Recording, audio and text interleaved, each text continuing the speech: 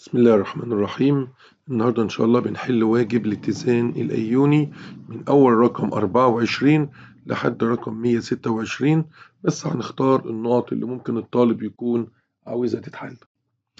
ادرس الشكل المقابل والذي يمثل حمض ضعيف. الحمض اسمه HX، وطالما ضعيف يبقى هينشأ حالة من الاتزان ما بينه وما بين أيوناته.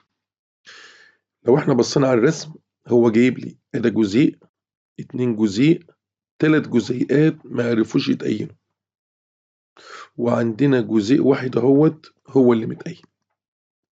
يبقى 3 ما عرفوش يتأينوا وواحد بس هو اللي يتأين. وعطيني كمان حجم المحلول اللي هم موجودين فيه 2500 ملي، يعني 2.5 لتر. يعني كل واحد من دول لو اتقسم على 2.5 على 2.5 على 2.5 يبقى معايا تركيزاتهم لحظة الاتزان. هو عاوز يحسب ثابت الاتزان كي ايه للحمض. اقول له تركيز النواتج 1/2 في 1/2 على 3/2، واطلع الناتج. هيطلع الناتج 13%. في طريقة تانية ممكن نحل نفس السؤال بس بطريقة مختلفة، ان احنا نروح نجيب الفا، حيث الفا عدد المولات اللي اتأينت بتساوي عدد المولات المفككة 1 على عدد المولات الكلية 4. ونرجع كمان نروح نجيب التركيز. طب التركيز بيساوي ايه؟ التركيز بيساوي عدد المولات كلها 4 مولات على الحجم باللتر اللي احنا قلنا 2.5. وبعد كده نعوض في قانون ثابت الاتزان بيساوي ألفا تربيع في سي، والاتنين موجودين وهيطلعوا نفس الناتج. السؤال اللي بعده بيقول المحلول المائي لهيدروكسيد الأمونيوم. طبعا معروف إن هيدروكسيد الأمونيوم إلكترولايت ضعيف، وطالما ضعيف يبقى هتبقى جزيئاته لسه موجودة في المحلول وأيوناته اللي عرفت تتأين. بس لأ، احنا اتفقنا قبل كده، خلي بالك طالما انت مدوب قلوي يبقى لسه الاتشات الموجبة موجودة بتاعت من دي بتاعت المية. فعشان كده هروح للإجابة د، الجزيئات موجودة وأيوناته موجودة وإتشات المية برضه موجود. سؤال 26 بيقول في المحلول المائي لحمض الأسيتيك يكون التركيز الأكبر. حمض الأسيتيك إلكترولايت ضعيف، وطالما التركيز الأكبر يبقى تركيز جزيئات الحمض مظبوط. السؤال 27 إذا كان تركيز كل من المحاليل الآتية 1/10، فأي منها يحتوي على أقل تركيز من الحامضية؟ يعني حامضيته قليلة، يعني قاعديته كبيرة. ده حامضي، ده حامضي، ده حامضي، ده الوحيد اللي قاعدي. يبقى هنا عنده لو اتش اكتر يبقى اكيد الاتشات الموجبة هتبقى قليلة. جميع العبارات التالية صحيحة عن قوة الحمض وتركيز الحمض. طبعا قوة الحمض بتتقاس بسهولة تأينه، أما تركيز الحمض بيتقاس بعدد المولات على الحجم باللتر، ما عدا جملة واحدة مش مظبوطة. قوة الحمض تعني تركيز الحمض ولا يوجد طبعا في فرق كبير. دي الإجابة المظبوطة على طول من غير ما نبدأ كده. ب، قوة الحمض بتتحدد بعدد الإتشات اللي بيديها، مظبوط. أما تركيز الحمض فبيتحدد بعدد المولات المذابة في لتر، مظبوطة. خلاص يبقى الإجابة المظبوطة هي الإجابة ألف. عند تأين الأحماض الضعيفة في الماء يعبر عن ثابت التأين بالرمز كي، وهو طبعا ثابت الاتزان بيساوي تركيز النواتج على تركيز المتفاعلات. والأحماض الضعيفة لو قلنا حمض زي HA ويتأين هيبقى H موجب و A سالب. ثابت اتزان انتقال البروتون من الماء إلى الحمض الضعيف غلط، هو بينتقل من الحمض الضعيف يرتبط مع المية. ثابت اتزان انتقال الهيدروكسيد. ثابت اتزان انتقال البروتون من الحمض الضعيف للمية. اتكلمنا في النقطة دي قبل كده وقلنا إن أي حمض لما يروح يدوب في المية البروتون بتاعه هيجري على المية برابطة تناسقية ويكون لنا أيون الهيدرونيوم، يبقى اتش الحمض هي اللي بتروح للمية. الجدول التالي يوضح قيم الرقم الهيدروجيني BH ل4 محاليل. المطلوب الترتيب الصحيح لهذه المحاليل حسب تزايد أيونات الهيدرونيوم. طبعا اللي عنده هيدرونيوم كتير هو اللي عنده BH قليل، يعني أقل BH هو A، يبقى ده اللي عنده أكبر عدد من كميات الهيدرونيوم. يبقى هندور على الإجابة اللي بدأت A أكبر حاجة، بدأت D B C، يبقى هي دي الإجابة المظبوطة من غير ما تفكر، لأن هو البي اتش بتاعته قليلة، يبقى الهيدرونيوم اللي عنده كتير. السؤال اللي بعده بيقول عند ذوبان غاز HCl في الماء فإن المحلول الناتج يحتوي على. طبعا HCl من الإلكترونات القوية، قوي متأين تأين تام، وبالتالي هو نفسه مش هيبقى موجود لأن هو تأين جوه المحلول. ما اللي موجود من بقى؟ أيوناته، وطالما هو حمض يبقى هيديلنا تركيز أيون هيدرونيوم، وكمان هيديلنا Cl سالب، يبقى الإجابة المظبوطة الإجابة ب، لكن جزيئاته عمرها ما هتبقى موجودة خالص في المحلول لأنه إلكترولايت قوي. السؤال اللي بعده بيقول 6.2 في 10 أس 23 جزيء من حمض ضعيف HE تم إذابتهم في 2 لتر من المية وكونا محلول، فتكون نتيجة ذلك 6.622 في 10 أس 23 جسيم. كلمة جسيم هنا عايدة على إيه؟ طالما هو إلكترولايت ضعيف يبقى عايدة على جزيئاته وعايدة على أيوناته اللي في المحلول، سواء أيوناته الموجبة أو أيوناته السالبة. يعني لو أنا رمزت له بالرمز HA وتأين منه H موجب وتأين منه A سالب، بقول إن هو في الأصل خالص كان 6.2 في 10 أس 23. ماشي؟ لو اتأين منهم س موجب وس سالب يبقى لسه معاه كام؟ يبقى لسه معاه 6.2 في 10 أس 23 ناقص السين اللي هو اتأين. يبقى هو كان معاه في الأول 6.2 في 10 أس 23، اتأين منهم ألفا س، فلسه معاه نفس الرقم ناقص السين اللي ايه؟ اللي اتأينت. ده أولا. طب هو بيقول بقى إن السنة دي والسنة التانية و6.2 في 10 أس 23 ناقص س، كل دول قاعدين جوه المحلول قيمتهم 6.622 في 10 أس 23. يعني عدد الأيونات الموجبة والأيونات السالبة والجزيئات اللي ما عرفتش تتأين كلهم على بعض 6.622 في 10 أس 23. هو عايز بقى، هو عاوز ألفا. ألفا عدد المولات المفككة على عدد المولات الكلية. طب احنا عشان نجيب عدد المولات المفككة لازم نجيب قيمة صح س. هنقوم مطيرين س سالب مع س موجب، يتفضل لنا من بقى س زائد 6.2 في 10 أس 23 تساوي 6.622 في 10 أس 23، وكده نطلع قيمة السين هتطلع 6.2 في 10 أس 22، وده عدد الجزيئات اللي عرف يتأين. أقسمه على العدد الكلي اللي هو الأصلي اللي هو ده، تطلع النسبة 10%.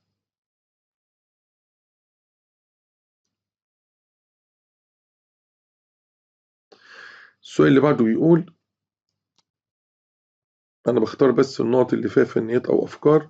الجدول التالي يبين قيم ثوابت الاتزان لعدد من الأحماض الضعيفة أحادية البروتون ما عندهاش إلا إتشاية واحدة عند درجات حرارة 25. ادرس جيدا ثم أجب.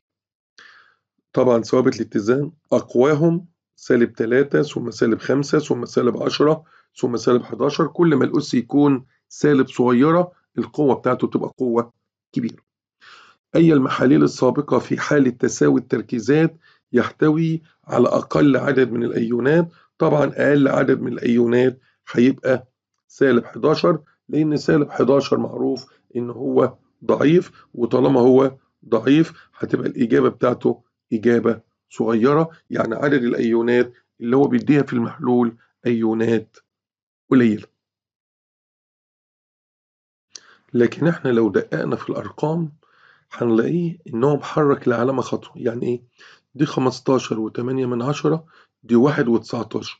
يعني لو العلامة دي اتحركت خطوة كده، هنا السالب هيبقى سالب 11. فنبص بقى على الرقمين كده، الأكبر 15 في 10 والسالب 11 ولا 11 في 10 والسالب 11؟ طبعا الأكبر ده، يبقى أصغر رقم معانا هو الإجابة B. يعني احنا لازم نخلي بالنا الأول في تحرك العلامات هل هي مظبوطة ولا لا. محلول يوصل التيار الكهربي بدرجة أكبر يبقى أيوناته أكتر.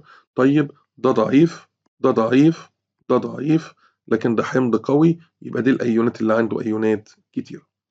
الشكل الآتي يوضح تركيز أيونات الهيدرونيوم لأربع محاليل متساوية الحجم لأحماض قوية.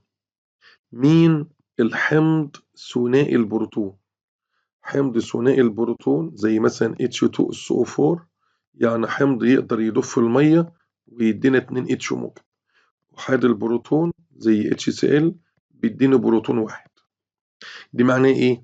ان تركيز الاتشات الموجبة قد تركيز الحمض الاصلي مرتين.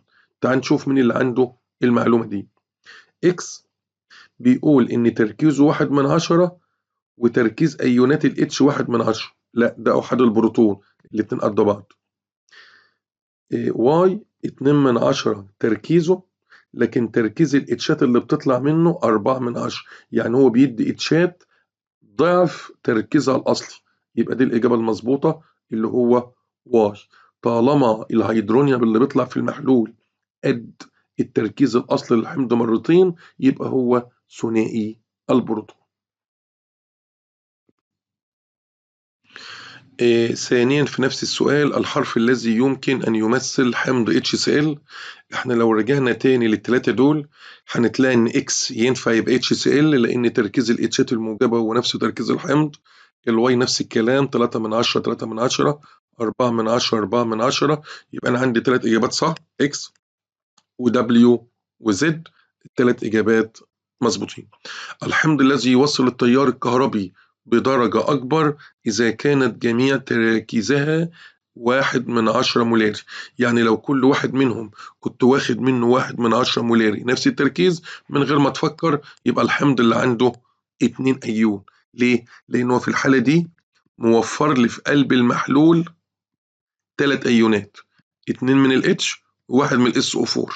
لكن كل واحد من الايونات التانية موفر 2 ايون بس، وهو بيتكلم عن توصيل كهرباء، وطالما توصيل كهرباء عاوز ايونات اكتر، يبقى اذا ثنائي القاعدية هو اللي هيتوفر فيه الاجابة دي. اي محلول يوصل التيار الكهربي بس حسب التركيزات اللي هم كانوا عليها، يعني كل واحد بتركيزه. افتكر ان مفيش الا اللي في النص بس هو اللي ثنائي القاعدية، يعني H2X، والباقي كله HX HX HX. طيب هنحسبها بقى ازاي؟ لازم اول حاجة نضرب التركيزات اللي هو عطاها لي في عدد الايونات. يعني مثلا ده عنده 2 ايون، 2 ايون، 3 ايون، 2 ايون. اضرب في التركيزات، 4/10 3/10 2/10 1/10 8/10 6/10 6/10 2/10. يبقى أفضل واحد هيوصل كهرباء هو الزد. الزد معانا هي الإجابة ج. جميع ما يلي صحيح عن الأيون الناتج عند ذوبان الأحماض في الماء ما عدا، طبعا هو اسمه أيون الهيدرونيوم أو اسمه البروتون المماة أو مرتبط مع المية برابطة تناسقية، يبقى ما عدا أنه يحمل شحنة سالبة. عند تخفيف محلول حمض ضعيف عند درجة حرارة الغرفة، فإن ثابت تأين الحمض يحصل له إيه؟ طبعا ثابت التأين ما بيتغيرش إلا بدرجة الحرارة، تخففه أو تركزه يبقى لا يتغير، يبقى القيمة تفضل زي ما هي لأنه عاوز درجة حرارة. عند مقارنة حمض الكبريتيك وهو حمض قوي بحمض الفوسفوريك وهو حمض ضعيف، بس هما الاتنين في الباب الثاني كانوا الأحماض الأكثر ثباتا، يعني درجة غليانهم عالية ما بتروش بسهولة. وقول فإن حمض الكبريتيك هل هو الأكثر ثباتا؟ أيوه. هل هو أقل تطاير؟ أيوه. أقل توصيلا؟ دي غلط. ماشي، لأن هو توصيلته للكهرباء هي التوصيلة الأفضل، يبقى الجملة دي مش مظبوطة. يقاربه في الثبات، يقاربه. أقل توصيلا، رجعنا غلط. أكثر توصيلا، حلوة. تأينه لا يتأثر، أيوة قوي، لا يتأثر بالتخفيف. له قيمة ثابت اتزان قليلة، لا طبعا هو قوي، لو حتى عنده ثابت اتزان يبقى رقم كبير جدا. دي الإجابة المظبوطة. قريب منه في الثبات، بيوصل كهرباء حلو، بيتأين كويس، تأينه لا يتأثر بعملية التخفيف. عند تخفيف محلول حمض ضعيف للسدس فإن تركيزه الأصلي مع ثبات درجة الحرارة فإن ألفا، يعني هو عايز علاقة ما بين ألفا وما بين التركيز. طب ما احنا عندنا قانون الكي اي بيساوي ألفا تربيع في سي، فهو بيقول فإن خففناه يعني قللنا التركيز للسدس. لما كده الألفا تربيع هتزيد 6 مرات عشان يطلع في الآخر مقدار ثابت، يبقى كده الألفا تربيع بتساوي 6. يبقى عشان نجيب الألفا هناخد جذر الستة، وجذر الستة 2.45 من 100. طب ليه اخترت كلمة تزداد؟ لأن هو قلل التركيز فلازم الألفا تزيد. السؤال 55 بيقول عند خلط حجمين متساويين من KCl وهو محلول متعادل التأثير على KOH وهو مادة قلوية وقلوية قوية كمان. قاعدة بتقول كده لما يكون عندك جوه الإناء مادة حمضية أو مادة قلوية وتضيف عليهم محلول متعادل، طب ما هو المحلول المتعادل ده لا هيزود في الاتش الموجب ولا هيزود في الاتش السالب. ايوه بس هو محلول يعني ضايف في ميه، يبقى كميه المحلول هتزيد، ولما المحلول كميته تزيد تركيزات بتقل، يبقى كده تركيز الاو اتش هيقل، الصفه القلويه هتقل، يبقى الصفه القلويه لما تقل البي اتش بتقل معاها، يبقى تقل قيمه البي اتش لمحلول كيو اتش. الحمض القوي لما نحط عليه متعادل الحمضيه بتضعف، القلوي القوي لما نحط عليه متعادل القلويه بتضعف. السؤال 62 بيقول إذا كان تركيز محلول حمض ضعيف HM، طالما ضعيف يبقى يتأين تأين غير تام وتنشأ حالة من الاتزان يسمى بالاتزان الأيوني، وكان تركيزه عند الاتزان واش، وكان ثابت الاتزان لهذا التفاعل كله على بعضه X، عاوز تركيز ال H الموجب. طب ما احنا لو كتبنا القانون وقلنا KA بتساوي اتش موجب في ام سالب، بس هما الاتنين قد بعض، يبقى اتش موجب في اتش موجب باتش موجب تربيع على تركيز الحمض قبل ما يتأين اللي احنا قلنا عليه واي، وهو قال في السؤال ان الكي بكام؟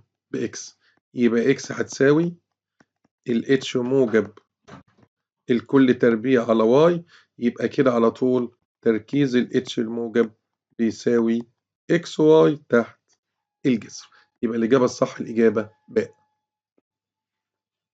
السؤال 66 بيقول في تفاعل متزن قدامك أضيف إليه حمض الكبريتيك، حمض الكبريتيك H2SO4، طبعا الحمض ده هيتأين وهيبقى مجموعة SO4 سالب 2، ال SO4 هتزود تركيز ال SO4 في المحلول فينشط التفاعل في الاتجاه العكسي عشان يخلص من الزيادة دي. طيب لو بصينا على الإجابة ب هيقل تركيز البي وجاب 2 لأن أنت مشيت في الاتجاه العكسي.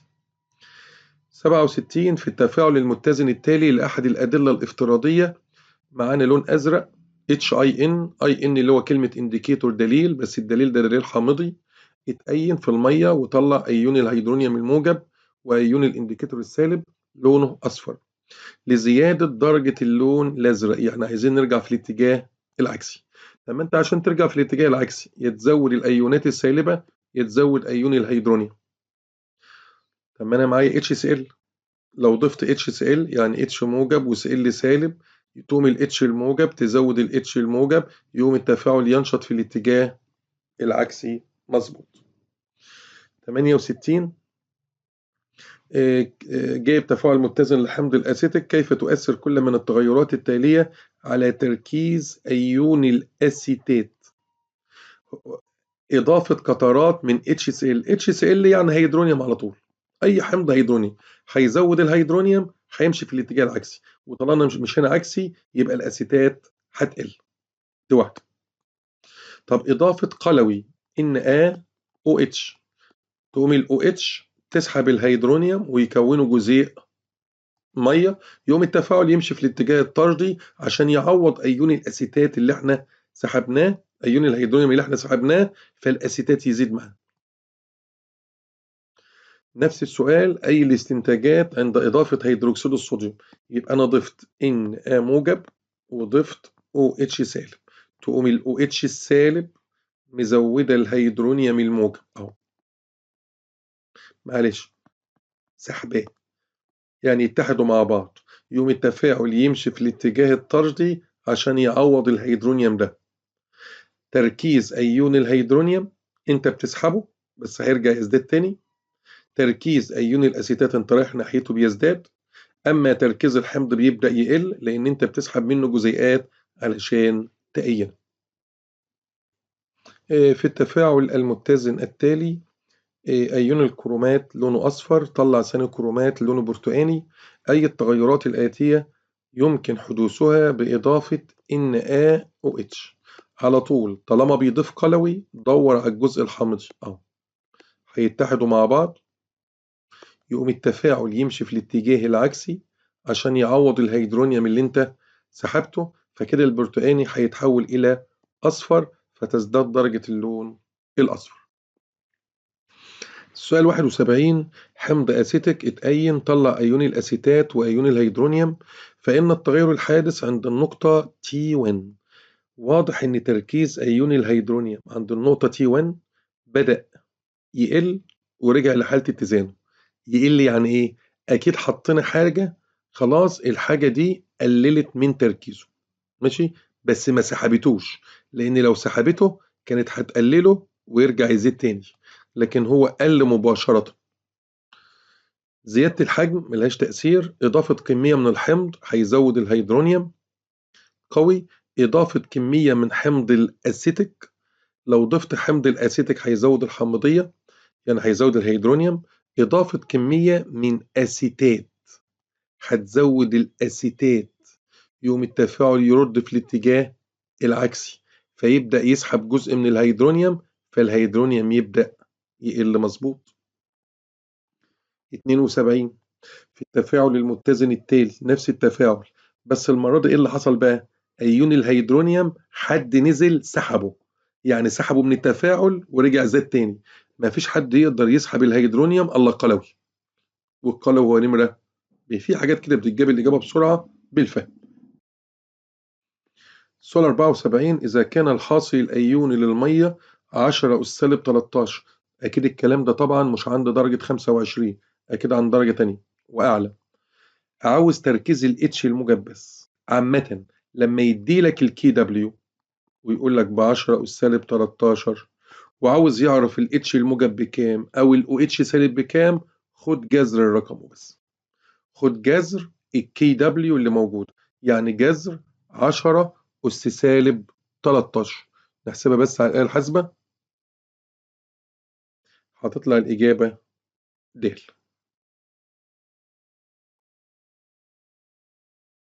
السؤال رقم 76 بيقول قيمة البي اتش للماء النقي، المية النقية، معناها إن الاتش الموجب بيساوي الأو اتش السالب بيساوي 7 والبي اتش هتساوي البي او اتش 7، هنا هتساوي 10 أس سالب 7. قيمة البي اتش للماء النقي بس مش عند درجة 25، يبقى هو مغيرها المرة دي، يبقى لازم نمسح كل الكلام ده وما نمشيش على الكلام ده، مش مظبوط. ليه؟ لأنه في الحالة ديت هو مش عامل عن درجة 25. ال اتش الموجب بتساوي ال OH السالب بس هتساوي رقم تاني، البي اتش هتساوي البي او اتش بس هتساوي رقم تاني.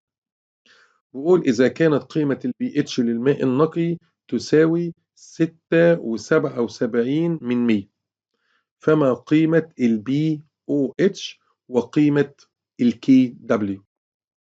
طبعا هو قال إن المية دي مية نقية، يبقى لازم القيمتين بيساووا بعض. طالما البي اتش ب6.77 يبقى البي او اتش برضه بنفس الرقم 6.77. الحاصل الأيوني لمحلول مائي قلوي عند درجة حرارة 25 قيمته تساوي كام؟ طبعا الكي دبليو قيمته ثابتة عند درجة 25 بتساوي 10 أس سالب 14، يبقى الإجابة الصح ألف. سواء حمضي أو قلوي أو متعادل طالما عند درجة 25 هو ثابت ب 10 أس سالب 14. عند إمرار أحد الغازات التالية في ماء مقطر، ماء خالي من الأملاح، مياه نقية كما هو مبين، إيه اللي حصل لقيمة البي اتش؟ بدأت قيمة البي اتش تقل، يعني الحامضية بدأت تزيد، وطالما الصفة الحامضية بدأت تزيد في الحالة دي يبقى الغاز اللي نزل غاز حمضي. ما عندناش غاز حمضي إلا أكاسيد الفلزات، لكن ده متعادل وده متعادل، والأمونيا بتزال. عند إمرار غاز نقط في الماء تزداد البي اتش، يعني تزداد الصفة القلوية، طبعا النشاد القلوي، لكن ده أكاسيد حامضية حامضية حامضية. سؤال 82 محلول له قيمة البي او اتش تساوي 9، يعني البي اتش بتاعته تساوي 5، يعني الاتش الموجب 10 أس سالب 5، محلول حمضي وحمض ضعيف، فتكون جميع الإجابات التالية صحيحة عن درجة 25 ما عدا لا يحتوي على اتش. طبعا يحتوي على او اتش ب 10 أس سالب 9 تكملة السالب 14. يتميز إن هو حمضي، بيتميز يحتوي على كل من ال OH والطاء الاتنين موجودين، يحول اللون الأزرق لأزرق بروموسيمول، طبعا الأصفر لأنه هو حامضي التأثير، يبقى الغلطة اللي موجودة هي الإجابة ألف.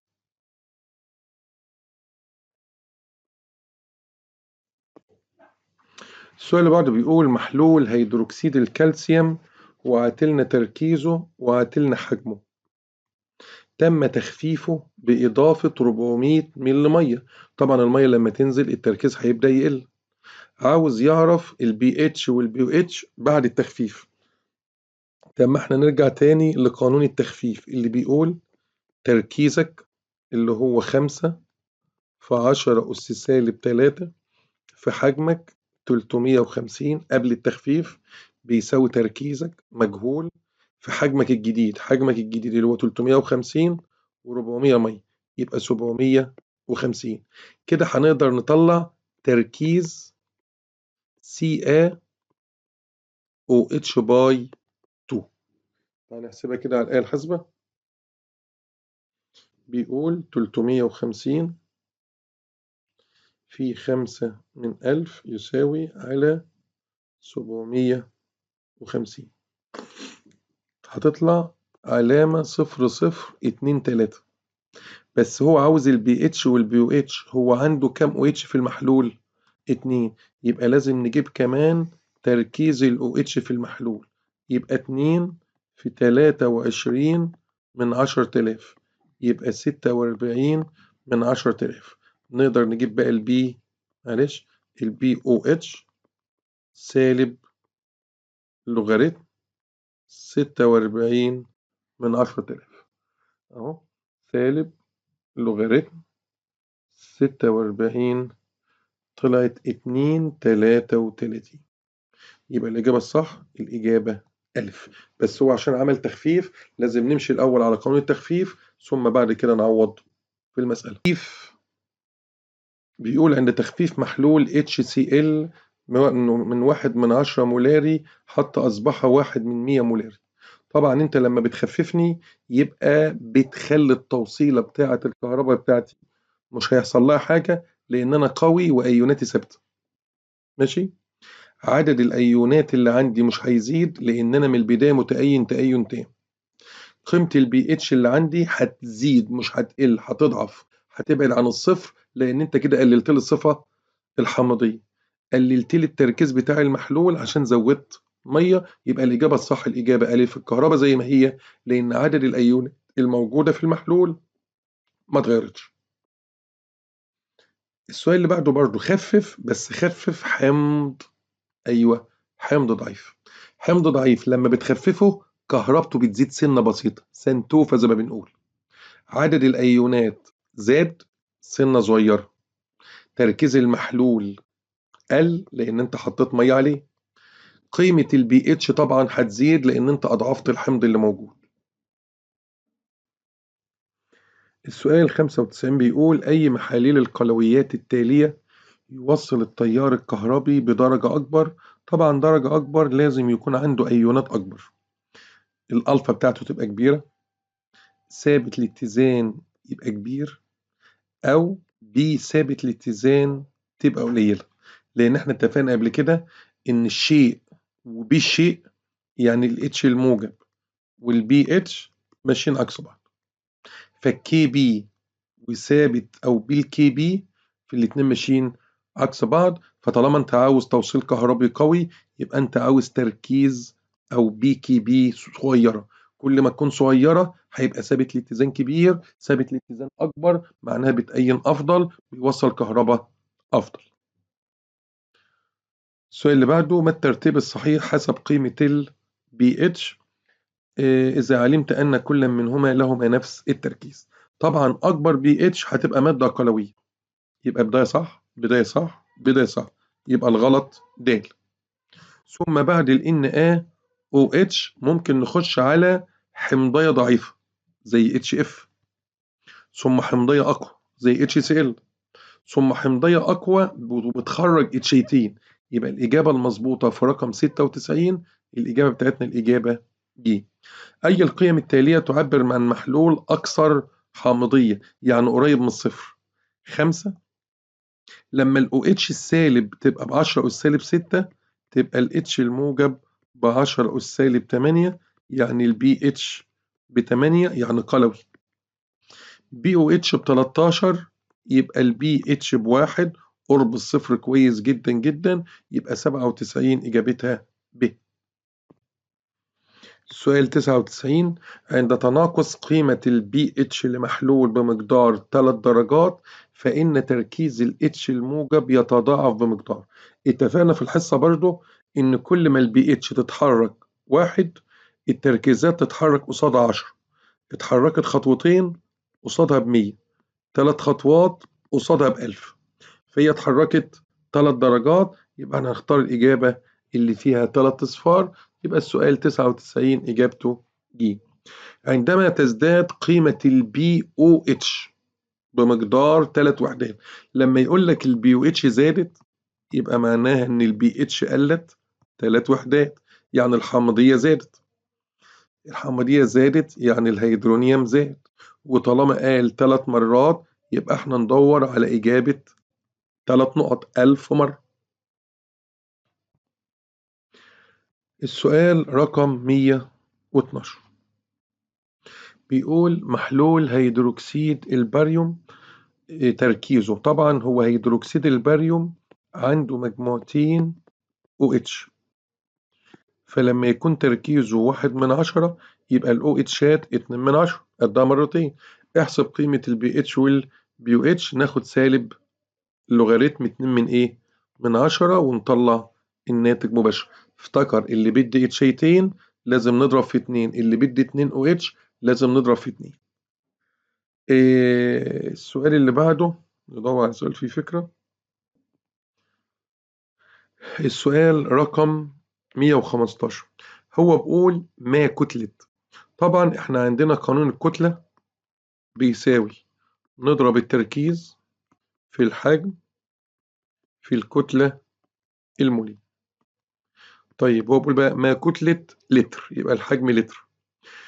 من NaOH هنحسب الكتلة المولية له ب40، علما بأن ال BH له ب12.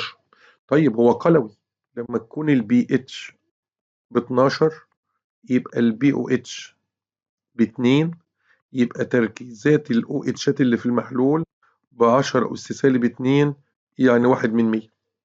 يبقى احنا كده جبنا تركيز الاو اتش، وطالما القلوي ده قلوي قوي وما عندوش الا او اتش واحده يبقى تركيزه برضه 1/100. فنضرب 1/100 في 40 يطلع الناتج 4/10، يبقى 115 على الآلة الحاسبة بتطلع 4/10. نقول تاني، هو عاوز الكتلة، يبقى احنا محتاجين التركيز والحجم والكتلة المولية. الكتلة المولية ب40، الحجم ب1، التركيز جبته منين؟ هو عاطيلك قيمة البي اتش، بس انت بتتكلم عن مادة قلوي يبقى انت عاوز البي او اتش تطرح من 14. طب انا عايز الاو اتش السالب 10 أس سالب الرقم اللي كان معاك، يبقى 1/100، ونضرب التلاتة ببعض. السؤال اللي بعده بيقول عند إضافة مية لحمض، لما بتضيف مية لحمض أو قلوي يبقى أنت كده بتخففه، يعني بتضعفه، فلازم قيمة البي اتش تتحرك في اتجاه السبعة. هل سيزداد الهيدرونيوم؟ طبعا أنت هتضعفه. هل تقل قيمة البي اتش؟ يعني تزداد البي اتش. أيوه، ما هو الحمض كان 0 أو 1 أو 2 فأنت هتخففه، فالبي اتش هتبدأ تزيد، يبقى البي اتش هتبدأ قيمتها إيه؟ تقل، يبقى ج مظبوط. عند إضافة حمض المية، شوف بقى الفرق، المية متعادلة، لما ينزل لها مادة حامضية هتحمضها. هل تقل قيمة البي او اتش؟ يعني تزداد البي اتش؟ غلط، يصبح المحلول محلول حامضي. أيوة، شوف الفرق ما بين مية تنزل لحمض تخففه وتزود البي اتش، لما الحمض هو اللي ينزل في ميه يخلي الميه تسيب السبعه وتتحرك قبل السبعه بشويه. عند اضافه قاعده الميه واقفه عند السبعه، بس قاعده يبقى هتعدي السبعه بشويه. يزداد تركيز ال OH في المحلول. اجابه مباشره وسهله وواضحه. السؤال اللي بعده بيقول من الاسئله المهمه، عند خلط حجمين متساويين من محلولين، محلول البي اتش بتاعته ب 13 يعني قلوي، ومحلول البي اتش بتاعته ب8 برضه قلوي، يعني هو خلط 2 محلول قلوا مع بعض. طالما محلولين من نفس النوع لهم قانون بيقول بي او اتش. اشمعنى بي او اتش؟ عشان قلويات. سالب لوغاريتم 10 أس سالب البي او اتش الأولى زائد 10 أس سالب البي او اتش الثانية على 2. هو هنا ليه اسم على 2؟ لأن هو الحجمين متساويين، فلو فرضنا إن ده لتر يبقى ده لتر. طيب تعال نعوض بقى ونشوف الأرقام فين. الاولاني ب 13 بي اتش يبقى البي او اتش بواحد، والتاني ب 8 يبقى البي او اتش بتاعته ب6. يبقى لما نيجي نعوض هنشيل دي اهو، ونحط بقى الارقام اللي جايه دي. هنحط هنا 10 ثواني 10 اس سالب 1 زائد 10 اس سالب 6 واقسم على 2، هيطلع الناتج 1.3 دي البي او اتش، بس هو عاوز البي اتش يبقى نطرح من 14. السؤال اللي بعده بيقول ما حجم الماء اللازم إضافته إلى 200 مللي. طالما هو هيضيف مية يبقى أنا هعمل تخفيف، يبقى تركيزك في حجمك قبل ما نخفف، تركيزك في حجمك بعد ما نخفف. حط ل 200 مللي، يعني المحلول في الأول كان 200 مللي، طيب وكان تركيزه من هيدروكسيد الاسترانشيوم، وكان تركيزه 4/100. ماشي، لكي تصبح قيمة البي اتش له. يعني الفكرة في السؤال ان هو ما اداش تركيزات، ادى بي اتش مكانها.